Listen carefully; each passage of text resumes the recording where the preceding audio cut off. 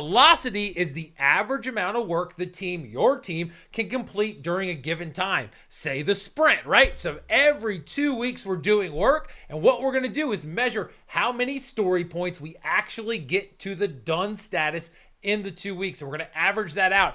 That is our velocity, okay? So if we think of velocity like a vehicle, a car, boom, how much are we getting done every 2 weeks? It's the average amount of story points or cards, however you want to look at it and however you want to measure it, that we get done in the sprints, okay? So if we measure it right here, the first sprint as we go, we got about 22 story points done. And we only get credit if we get them to the done status, right? That's what we get. So the second sprint, we only got 19 done. Then we get 25, 23, 27, 18. Kind of lumpy in there, not too bad, but this is how much we've gotten done every sprint, okay? Now, what we can do is we let that play out a little bit, and then we can average it, add all of them together, get 134 story points that we got done overall, and we divide it by the number of sprints. Okay, we did 6 sprints to get that much done. So we came out on average to getting 22.3 story points done per sprint. That would be our average velocity for our team to say, hey, give or take each sprint,